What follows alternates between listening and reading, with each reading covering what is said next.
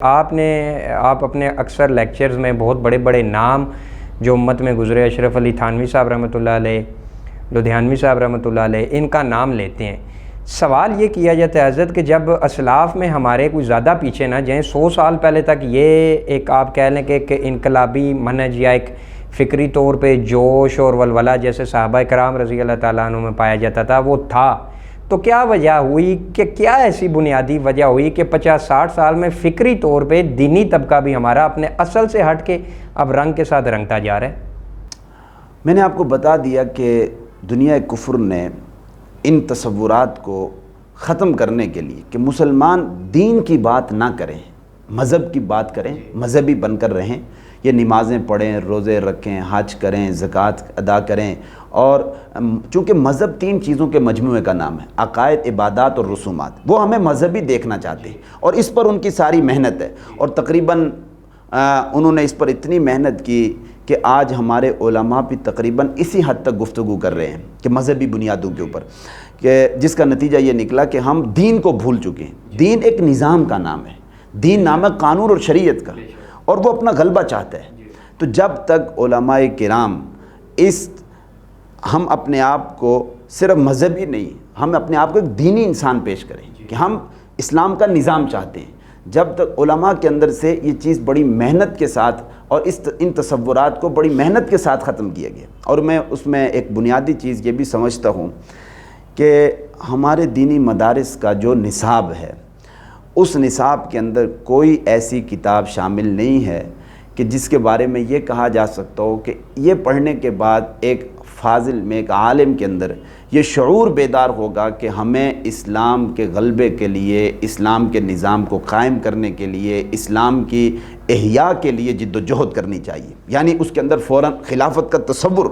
اسلامی نظام کا تصور اس کے اندر بیدار ہو جائے۔ ایسی کوئی کتاب شامل حال نہیں۔ اسی وجہ سے مولانا عبدالباقی حقانی جو ہیں، مدرس سیاسیات دارالعلوم حقانیہ اکوڑا کھٹک، انہوں نے مستقل کتاب لکھی ہے السیاست والادارۃ فی الاسلام کے نام پر، اور بڑی معروف کتاب ہے عربی میں۔ اس کا اردو میں پھر 2 جلدوں میں ترجمہ کیا گیا ہے، یہ میں آپ کے سامنے پیش کر دیتا ہوں۔ اسلام کا نظام سیاست و حکومت، یہ اسلام کا نظام سیاست و حکومت، یہ 2 جلدوں میں کتاب ہے، اسلام کا نظام سیاست و حکومت۔ جب یہ کتاب لکھی گئی، شیخ الحدیث بقیت السلف حضرت مولانا سلیم اللہ خان رحمۃ اللہ علیہ زندہ موجود تھے، اور انہیں یہ کتاب دکھائی گئی، تو انہوں نے پھر مؤلف سے یہ وعدہ کیا تھا کہ آپ، چونکہ اس وقت عربی میں کتاب ان کے سامنے پیش کی گئی، تو کہا کہ اس کا اختصار کیجیے، یہ تفصیلی کتاب ہے، تو میں اسے وفاق کے نصاب میں داخل کرواؤں گا۔ تو بہرحال پھر حضرت کی زندگی نے ساتھ نہیں دیا، ان کی زندگی میں بھی کوشش کی گئی جہاں تک میری معلومات ہیں، لیکن اس کتاب کو وفاق المدارس کے نصاب میں شامل نہیں کیا گیا۔ یہاں تک کہ اس کتاب پر بڑے بڑے علماء کی تقاریر ثبت ہیں، مفتی تقی عثمانی صاحب، اور اس کے علاوہ میں آپ کے سامنے چند بڑی شخصیات کے نام گنوا دیتا ہوں کہ جن کی تقاریر اس کے اوپر ثبت ہیں، اس سے اس کتاب کی اہمیت آپ کے سامنے واضح ہو جائے گی۔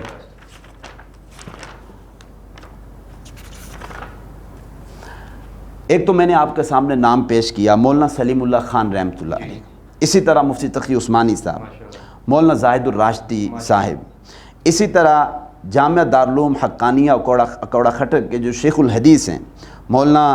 مفتی محمد فرید صاحب، اسی طرح ڈاکٹر شیر علی شاہ صاحب اور مفتی نظام الدین شامزائی جیسی شخصیت کی اس پر تقریر ثبت ہے،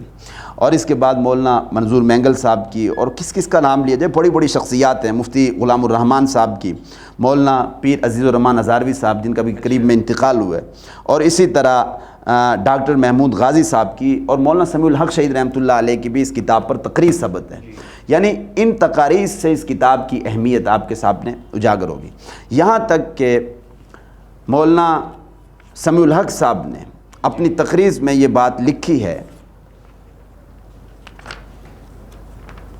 وہ فرماتے ہیں کہ فاضل مؤلف خود بھی، یعنی مولانا عبدالباقی حقانی فاضل مؤلف خود بھی